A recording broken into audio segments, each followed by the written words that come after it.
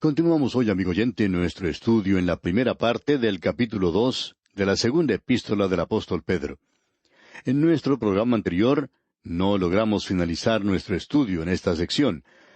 Aquí estamos observando las herejías que vienen por medio de los falsos maestros, herejías que son introducidas en la iglesia por medio de ellos. Pedro está describiendo aquí a estos falsos maestros. Él presenta ahora 3 ejemplos tomados del pasado, cuando se había introducido herejías, cuando se había presentado falsas enseñanzas, y la gente se había apartado de Dios. Estas eran personas religiosas. Nunca ha existido una época cuando el hombre no haya sido religioso. Sería algo sumamente difícil el encontrar a muchas personas que no sean religiosas. Pero aquí tenemos 3 ejemplos, dados como advertencias, de que Dios sí juzga. En el versículo 3 leemos: «Y por avaricia harán mercadería de vosotros con palabras fingidas». Es decir, palabras plásticas, palabras que son sencillamente moldeadas para que caigan bien a las personas a las cuales están dirigidas. Hablan de una manera a cierta clase de gente y de otra manera diferente a otra clase de gente. Desafortunadamente existen ministros que actúan de esa misma manera en el presente.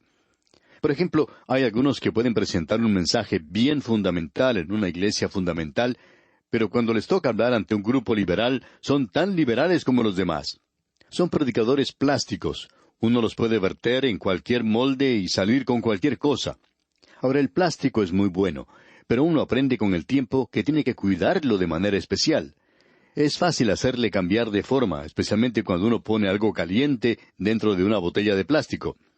También es un poco frágil, y si uno lo golpea, su contenido puede derramarse por todas partes.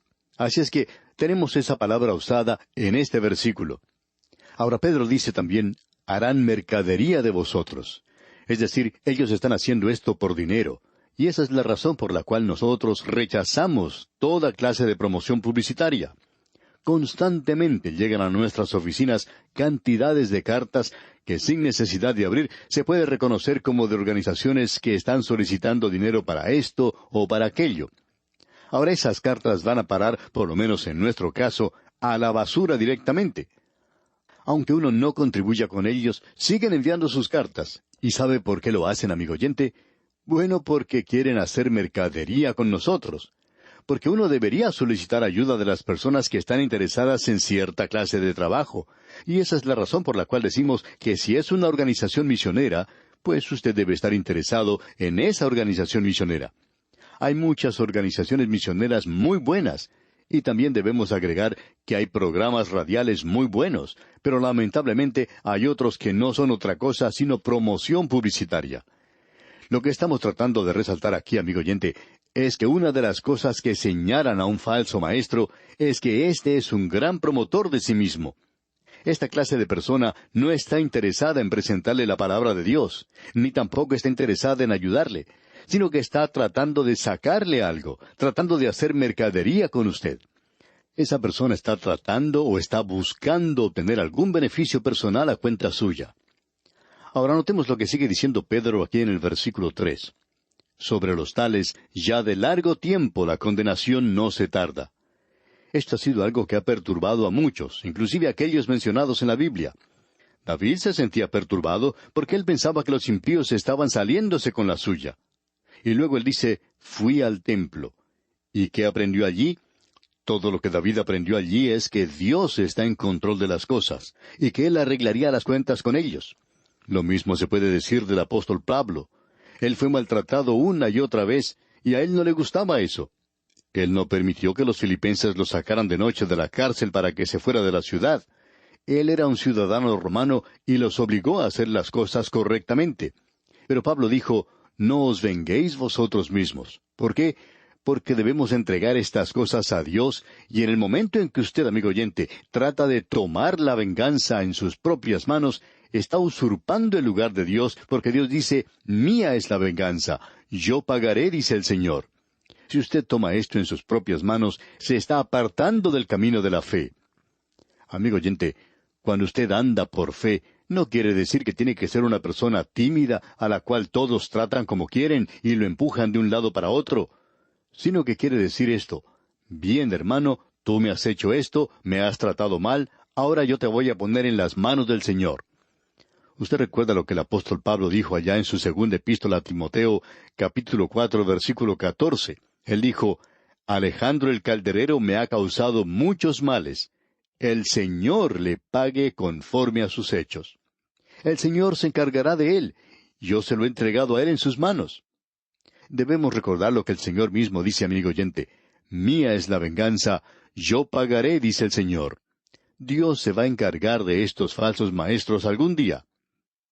En cierta ocasión murió un predicador que era bastante liberal. Una persona al enterarse de esto dijo, bueno, él está mucho mejor ahora que cuando estaba en este mundo. Pero la verdad, amigo oyente, es que así no es la cosa. Nosotros no quisiéramos pasar a la presencia de Dios y tener que rendir cuentas de este programa radial. Dios nos puede decir, ustedes llegaron a un pasaje de las Escrituras que decía esto y aquello, pero trataron de suavizar la cosa porque tenían temor de ser criticados y no presentaron esa enseñanza de la manera en que estaba escrita. Dios dice que nosotros somos responsables ante Él por eso. Vamos a tener que rendir un informe por lo que hemos hecho en este programa. Y amigo oyente, usted también tendrá que hacer lo mismo ante Dios. Y Pedro concluye diciendo en este versículo 3, y su perdición no se duerme. Parecería que él está dormitando, como que Dios estuviera descansando. Parece que él no está haciendo mucho en estos días. Bueno, amigo oyente, Habacuc también se había hecho esa pregunta y descubrió que Dios estaba actuando demasiado rápido para él. Eso lo veremos pronto en nuestro estudio del libro de ese profeta. Y Pedro nos da un ejemplo, es un ejemplo triple de los ángeles aquí en el versículo 4 de este capítulo 2 de su segunda epístola. Dice, porque si Dios no perdonó a los ángeles que pecaron, sino que arrojándolos al infierno los entregó a prisiones de oscuridad para ser reservados al juicio, aquí dice que Dios no perdonó a los ángeles que pecaron. Esto es algo fuera de lo común. ¿Acaso pueden pecar los ángeles? Sí, amigo oyente, los ángeles pecan también. Y este es un ejemplo de la manera en que obra Satanás. En el versículo 5 tenemos otro ejemplo y se refiere a Noé. Continúa diciendo Pedro, y si no perdonó al mundo antiguo, sino que guardó a Noé, pregonero de justicia, con otras 7 personas, trayendo el diluvio sobre el mundo de los impíos. Pedro dice aquí que Dios no perdonó al mundo antiguo, sino que guardó a Noé. Aquí tenemos referencia al mundo. Y luego en el versículo siguiente, Él nos da el tercer ejemplo, cuando dice que las ciudades de Sodoma y Gomorra fueron convertidas en cenizas. Esto tiene referencia a la carne.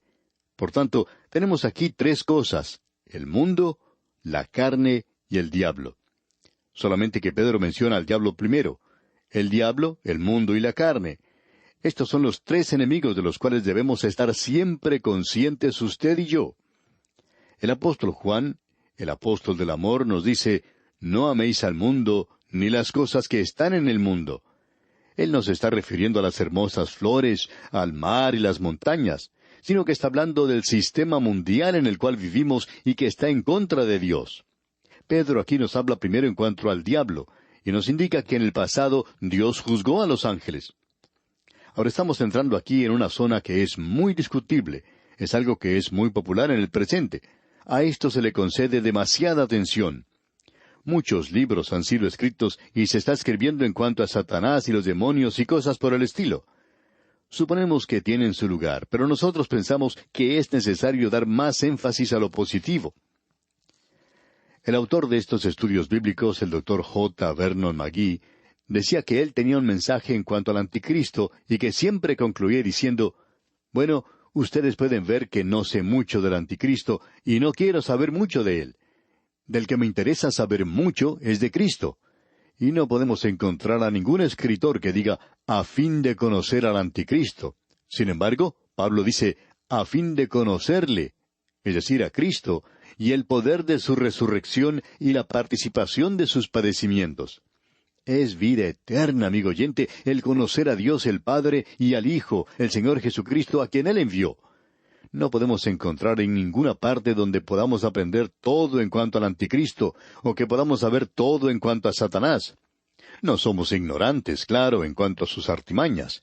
Tenemos que tener cuidado con él, pero a veces se le da demasiada atención a eso. Ahora él se encuentra mencionado en la palabra de Dios. Por tanto, vamos a tratar con esto por algunos momentos. En el versículo 4 de este capítulo 2 de la segunda epístola del apóstol Pedro dice, porque si Dios no perdonó a los ángeles que pecaron, sino que arrojándolos al infierno, los entregó a prisiones de oscuridad para ser reservados al juicio. Hay muchos que opinan que esto es en referencia a lo que dice el capítulo 6 de Génesis. Bueno, esa no es nuestra opinión, porque no pensamos que los hijos de Dios allí mencionados eran ángeles. Pensamos que en Génesis se habla de la genealogía del hombre. Es esa familia que iba llevando las cosas hacia la venida de Cristo y que le traería a él a este mundo. Y ese linaje estaba entremezclado con el mundo, con el linaje de Caín. Eso produjo una generación que provocó finalmente que Dios enviara el diluvio. Por eso es que no pensamos que esto tenga alguna referencia al capítulo 6 de Génesis. El próximo versículo se referirá al diluvio, pero bajo un título completamente diferente. Es el mundo. Aquí en este versículo 4 es en referencia al diablo. Ahora, ¿cómo es esto? Bueno, creemos que debemos utilizar un poco nuestra imaginación. Aún así, la Escritura nos presenta algunos puntos algo nebulosos sobre esto. Usted se dará cuenta que Judas habla también de esto. El libro de Apocalipsis nos dice algo. Algo también nos dicen los profetas como para iniciar las cosas. Amigo oyente, antes que el hombre fuera colocado en esta tierra, y en realidad el hombre es un recién llegado al mundo, ya que no hemos estado aquí por mucho tiempo. Pero antes de que llegara el hombre, aparentemente existía otra creación aquí, y Dios ya tenía un programa encaminado antes de que apareciera el hombre, y ya había muchas inteligencias creadas. Entre esos ángeles que eran mensajeros de Dios, creación de Dios, tuvo lugar una rebelión contra Dios, y aparentemente algunos de ellos decidieron seguir a Satanás. Aquí se nos dice que algunos ya se encuentran encadenados, ellos ya están encarcelados. Pero unos cuantos no han sido llevados aún al lugar donde ya fueran inactivos, sino que están muy activos en el mundo presente. Y creemos que estos son los demonios de los cuales leemos hoy en la palabra de Dios. Creemos que estamos hoy observando la reaparición de lo sobrenatural. Hay muchos libros que se han escrito sobre este tema al pasar de los años, pero es algo que se debe tomar con mucho cuidado, porque hay demasiado que es falso en lo que se refiere a los demonios. Pero existe una realidad en cuanto a lo sobrenatural en el mundo. Y cuando tiene lugar algo que parece milagroso, no necesariamente indica que Dios fue quien lo hizo, porque Satanás tiene cierto poder también. Esta es una referencia a algo que tuvo lugar antes que el hombre fuera colocado en esta tierra, una rebelión contra Dios encabezada por Satanás, y se nos dice que él llevó junto a él una gran compañía de las inteligencias creadas por Dios, a las cuales nosotros llamamos ángeles. Y aquí dice Pedro, porque si Dios no perdonó a los ángeles que pecaron, sino que arrojándolos al infierno. Ahora esa palabra que indica infierno aquí es una palabra muy poco común. No se menciona en muchos lugares de las Escrituras. La palabra que se utiliza es tártaros. Proviene del griego. Los griegos hablaban de los perdidos que vivían en Tártaro. No es de la forma en que nosotros pensamos que es. El infierno aún no ha abierto sus puertas para hacer negocios hoy. El infierno no abrirá sus puertas hasta después de bastante tiempo. Satanás no está en el infierno. Él se encuentra en la creación de Dios. Él va a la presencia de Dios, según el libro de Job. Y luego él desciende aquí a esta tierra, buscando a quien devorar. El apóstol Pedro nos va a decir eso. Es como un león rugiente que recorre toda la tierra. Él no está en el infierno, pero algunos de los ángeles ya están encarcelados. Y aquí se nos dice, sino que arrojándolos al infierno, los entregó a prisiones de oscuridad. Y aquí tenemos otra palabra muy interesante. La palabra que se utiliza para prisiones es seira. Hay algunos que piensan que debería ser seiros, porque esa es la palabra que se usa en muchos de los mejores textos. Y seiros significa cuevas o cavernas. Las dos palabras son muy similares, por cierto, seira o seiros. De modo que aparentemente indica aquí que lo que tenemos son cuevas de tinieblas que son reservadas para el juicio. No queremos elaborar esto demasiado, pero hay personas que piensan que el infierno es un lugar de fuego. Nosotros opinamos que es un lugar de tinieblas, y las tinieblas y el fuego no van juntos. Esto es algo para que usted considere, amigo oyente. ¿Puede usted pensar en pasar la eternidad en tinieblas para ser reservado al juicio? O sea que estos aún no han sido juzgados. Este es pues el primer ejemplo que él nos da de que Dios va a juzgar el mal, a Satanás, aquello que es falso. Y continúa diciendo aquí en el versículo 5, y si no perdonó al mundo antiguo, sino que guardó a Noé, pregonero de justicia, con otras 7 personas, trayendo el diluvio sobre el mundo de los impíos. En el capítulo 3 él va a hablar en cuanto a 3 mundos diferentes: el mundo que era, el mundo que es y el mundo que vendrá. Y dice, no perdonó al mundo antiguo, es decir, antes de Noé, sino que guardó a Noé, la 8ª persona, pregonero de justicia, trayendo el diluvio sobre el mundo de los impíos. La gente de entonces era religiosa. Lo que ocurría era que ellos sencillamente habían dejado a Dios fuera de su religión. Estaban viviendo como si Dios no existiera, y estaban viviendo en la carne. Y amigo oyente, hay algunos que piensan que uno puede vivir en la carne y sacar algo bueno de allí. Sin embargo, el apóstol Pablo nos dice que no hay nada bueno allí. El apóstol Pablo dice, he descubierto que en mi carne no mora cosa buena. En un informe publicado por el Dr. Turnbull en su libro Gente de la Montaña, habla de cierta clase de gente que fue descubierta en África, y ese doctor hizo un estudio de esa gente. Ellos están viviendo, según él, peor que los animales. A los niños se los quita del lado de la madre cuando tienen apenas 3 años, y tienen que proveerse por sí mismos para sus necesidades o morir. Estos niños se encuentran con cualquier cosa que les sirva de comida, la corteza de los árboles o insectos, y buscan las cosas que dejan los animales salvajes. Así es que, literalmente, los más fuertes le quitan la comida de la boca a los más débiles. Y el autor dice que es un insulto a los animales llamar al comportamiento de esta gente bestialidad. Ahora, este hombre que así describe a esta gente no es creyente. Esta gente se llama los IK. Y los IK nos enseñan, según el doctor Turnbull, que como dijimos, no es creyente. Dice que esta gente nos enseña que nuestros valores humanos no son inherentes en la humanidad para nada, sino que son asociados solo con la forma particular de supervivencia llamada sociedad, y que todo, aun la misma sociedad, son lujos que pueden ser dejados de lado. Es decir que el hombre, aparte de Dios, no es nada sino un animal. Y es un insulto aún al animal que se diga que un hombre es eso. Amigo oyente, es Dios quien da los valores.